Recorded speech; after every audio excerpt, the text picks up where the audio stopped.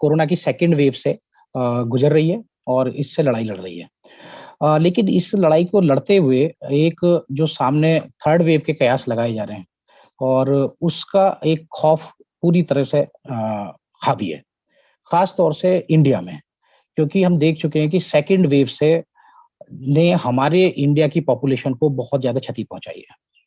तो ऐसे हालात में और ये सब देखते हुए कि हम ये चीज़ किसी से छुपी हुई नहीं है कि हमारे सिस्टम भी पूरा एक्सपोज़ हो गया है।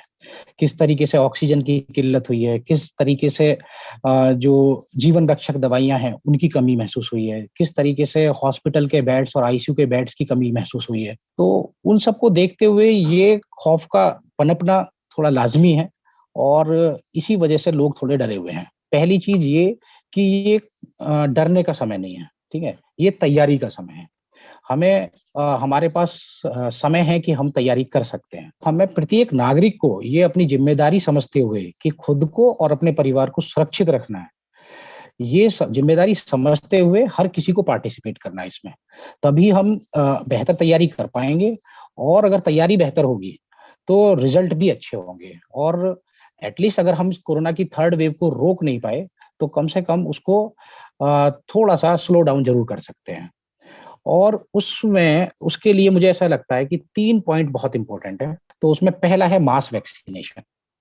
अगर हम ऐसा कहा जाता है कि भई अगर आपकी कम्युनिटी में 80 टू 85% लोगों को वैक्सीनेट आप कर दो, तो जो बाकी के 15 से 20% लोग बचते हैं जिनको वैक्सीन नहीं लगा है और ना भी लगे, तो भी वो सुरक्षित हो जाते हैं। इसे कहते हैं हर्ड इम्यूनिटी। तो गवर्नमेंट तो अपनी तरफ से कोशिश करे कि इसको जैसे से जितना जल्दी रैंप अप कर सकते हैं और ज़्यादा से ज़्यादा जितनी पॉपुलेशन को कवर कर सकते हैं, वो करें।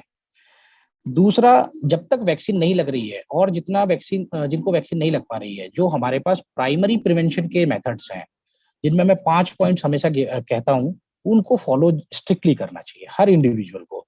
मास्क पहनना है, सोशल डिस्टेंसिंग करनी है, बार-बार अपने हाथ साबुन से और पानी से धोते रहना है। जो हाई टच सरफेसेस हैं, यानी कि आपकी मोबाइल कीपैड्स हो गए या आपकी लैपटॉप कीपैड्स हो गए, आपके डोर नॉब्स हो गए, टॉयलेट नॉब्स हो गई, उनको रेगुलरली क्लीन करना है। और 5वीं और आखिरी चीज़ जिसमें कि अगर कोई इन्फेक्टेड हो जाता है, अगर किसी को साइन्स ऑफ इन्फेक्शन होते हैं, तो इमीडिएटली अपने आप को आइसोलेट करना है और पूरा क्वारंटाइन के जो रूल्स हैं, उसका पालन करना है। तो एक तो ये वैक्सीनेशन और उससे एक सोशल वैक्सीनेशन की बात हो गई। और ऐसा कोई भी सुपर स्प्रेडर इवेंट जो सेकंड वेव के दौरान हमें देखने को मिले, ऐसी चीज़ को हम दोबारा अफोर्ड नहीं कर सकते और अगर इस चीज़ को हम कंट्रोल कर पाए, तो ये भी हमें मददगार साबित होगा थर्ड वेव को कंट्रोल करने में। तीसरा और आखिरी इसी उसमें है कि हमें अपनी टेस्टिंग को स्पीड अप करना है। जितना ज़्यादा से ज़्यादा टेस्टिंग होगी उतना एक तो हम डिटेक्ट कर पाएँगे एक्टिव केसेज़ को और सिर्फ़ उसमें एक्टिव केस को डिटेक्ट ही नहीं करना है। उस डिटेक्शन के साथ-साथ हमें ये भी करना है कि हम कुछ पर्टिकुलर टेस्ट जो पॉज़िटिव टेस्ट हैं, उनमें से कुछ पर्टिकुलर नंबर्स जो एक्सपर्ट और आईसीएमआर द्वारा बताया गया है, उतने टेस्ट को जेनेटिक टेस्टिंग भी करनी है उनके, उस पॉज़िटिव केसेज़ की, ताकि हम जो भी नए म्यूटेशन वेरिएंट्स आ रहे हैं या जिनको है, उनको पिकअप कर सकें। उनको पिकअप करेंगे तो लोकेलिटी पिकअप हो जाएगी, लोकेलिटी पिकअप हो जाएगी तो उसे वहाँ कंटेनमेंट ज़ोन बनाएँ।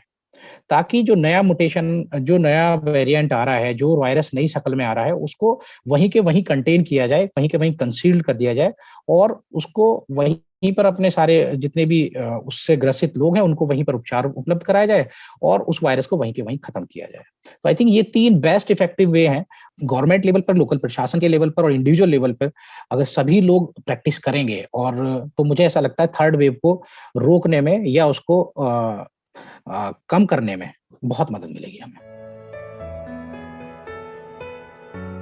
पूरी दुनिया में अनुमान लगाया जा रहा है कि जो थर्ड वेव आएगी, वो बच्चों को ज़्यादा इफ़ेक्ट करेगी और उसके पीछे 2 सिंपल लॉजिक है। पहला लॉजिक ये है कि जो मैक्सिमम कंट्रीज़ अपनी मैक्सिमम पॉपुलेशन को कवर अप कर लेंगे वैक्सीनेशन से, जब तक कि ये थर्ड वेव का टाइम आएगा।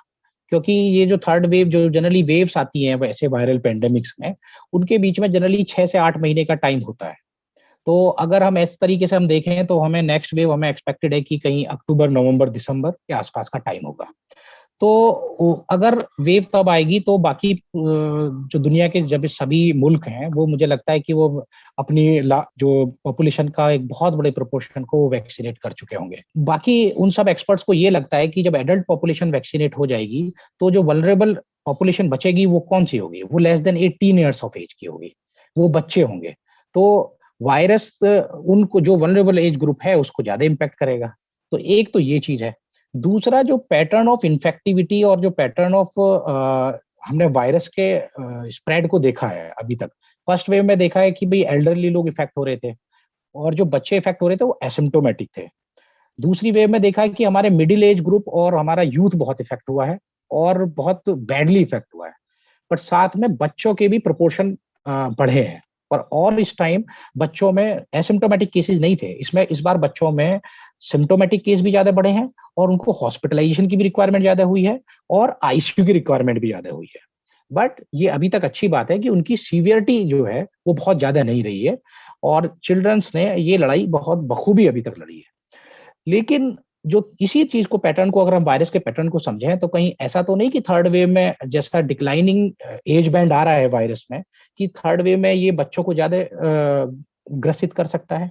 तो ये दो पॉइंट हैं, ये दो जो लॉजिक हैं, इसके बेस पर सभी एक्सपर्ट ऐसा अनुमान कर रहे हैं कि अगली वेव जो होगी वो बच्चों को ज्यादा इफेक्ट करेगी। तीसरा इसमें एक पॉइंट मैं एक और भी जोड़ना चाहता हूँ कि जैसे पहले जो वायरस की जो विरुलेंस है, यानी कि जो बीमार करने की जो उसकी शक्ति है वो भी बढ़ती हुई नजर आ रही है। जो हर बार जो नए मुटेशन आ रहे हैं उससे इसकी जो पावर है, जो इसकी जो शक्ल बदलने के साथ साथ इसकी पावर भी बढ़ी है।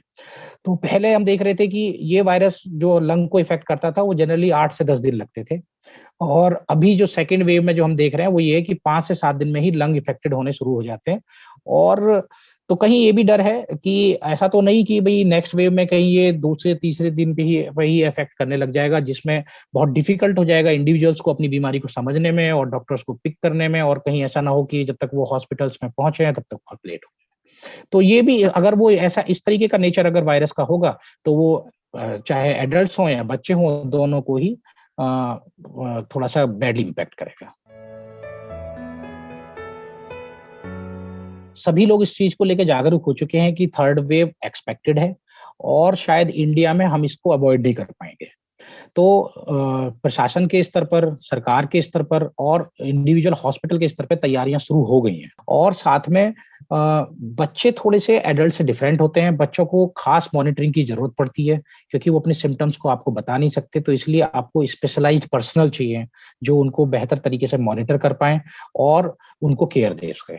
तो इसलिए अपने नर्सिंग स्टाफ को और जो पैरामेडिक्स है उनको भी स्पेसिफिकली ट्रेन करने की जरूरत है और उनको ट्रेन किया जा रहा है। तो ये तो हॉस्पिटल लेवल पे किया जा रहा है, लेकिन जो सरकार और प्रशासन के लेवल पे और मैं कहूँगा कि कुछ हॉस्पिटल के लेवल पे भी जो इंश्योर करना है इस वेव को आने से पहले, वो ये कि ऑक्सीजन की कमी ना हो, हॉस्पिटल्स में बेड की स्ट्रेंथ इतनी बढ़ जाए ताकि उनकी कमी महसूस ना हो, और जो जीवन रक्षक दवाइयां हैं उनकी आपूर्ति भरपूर रहे। बच्चों के लिए अभी कोई वैक्सीन अवेलेबल इंडिया में तो बिल्कुल भी नहीं है, और बाकी जितनी भी वैक्सीन फार्मा कंपनीज हैं, चाहे वो मॉडर्ना हो, चाहे वो एस्ट्राजेनेका हो, चाहे वो जॉनसन एंड जॉनसन हो, चाहे वो भारत बायोटेक हो, सभी लोग इस तरफ अपना रुख कर रहे हैं कि तो वो बच्चों में भी फेज 2 और फेज 3 के ट्रायल करें ताकि इसकी सेफ्टी, इफेक्टिवनेस, इम्यूनोजेनिसिटी और एडवर्स इवेंट का डाटा जल्दी से जल्दी अवेलेबल हो और वो बच्चों को भी वैक्सीनेट कर सके। लेकिन जो डीसीजीआई ने अभी भारत बायोटेक को अप्रूवल दिया है फेज 2 और फेज 3 ट्रायल के लिए, और वो शायद अगर सब कुछ पेपर वर्क अगर सब कुछ ठीक ठाक टाइम से होता है तो आई थिंक इन कमिंग 1 और 2 वीक में ये ट्रायल स्टार्ट हो जाएगा। चाहे बच्चा कोविड पॉजिटिव हो, चाहे मदर कोविड पॉजिटिव हो, प्रिकॉशंस लेते हुए ब्रेस्ट फीडिंग करानी है, तो इसमें तो कोई शक है नहीं।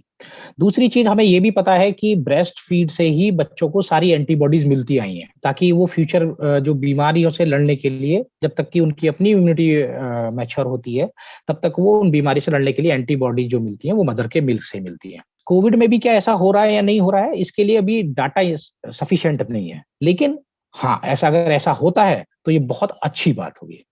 तो इसलिए अगर लैक्टेटिंग मदर्स को जैसे कि अभी वैक्सीनेशन अलाउ हो गया है, तो मैं तो चाहता हूँ कि ये प्रेग्नेंट वुमेन्स को भी जल्दी से जल्दी ट्रायल हो और उनको भी वैक्सीन मिले। बट एट लीस्ट बच्चों की सेफ्टी के लिए बहुत ज़रूरी है कि लैक्टेटिंग वुमेन और जो प्रेग्नेंट वुमेन है, वो दोनों वैक्सीनेट हो जाएँ, क्योंकि देखिए जब बच्चा बीमार होगा या कुछ भी होगा, उसकी केयर करने वाला मदर ही होगी।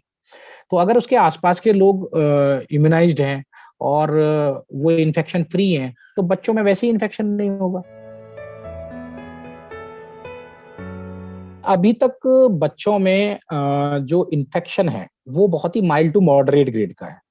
तो उनको एक तो जो एडल्ट्स में स्टेरॉइड्स की बहुत ज़रूरत पड़ रही है, तो ऐसा बच्चों में नहीं ज़रूरत पड़ी है। दूसरा जो इम्यूनो सप्रेस्ड पेशेंट्स हैं, वो एडल्ट ज़्यादा हैं क्योंकि उनमें डायबिटीज़ और शुगर अनकंट्रोल्ड शुगर बहुत ज़्यादा है। बच्चों में उनकी संख्या भी बहुत कम है।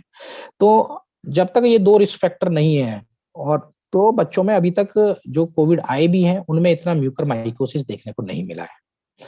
तो लेकिन ऐसा नहीं है कि उनमें नहीं इफ़ेक्ट हो सकता। अगर कोई हाई रिस्क ग्रुप है, यानी कि वो बच्चे जिनकी इम्यूनिटी कमज़ोर है, या तो उनको डायबिटीज़ है और डायबिटीज़ होने के साथ-साथ में शुगर अनकंट्रोल्ड है।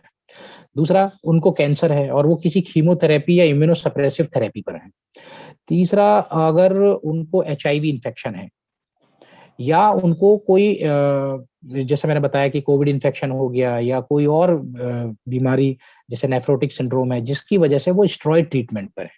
तो अगर ऐसी सिचुएशन में बच्चा है, तो उसको भी म्यूकरमाइकोसिस हो सकता है, इसलिए उसके लिए सावधानी बरतनी है और उसका अर्ली जो उसके साइन सिम्पटम्स होते हैं, उनके लिए वॉच करना है और जैसे ही अगर कुछ भी लगता है, अपने ट्रीटिंग फिजिशियन से कॉन्टैक्ट करना है।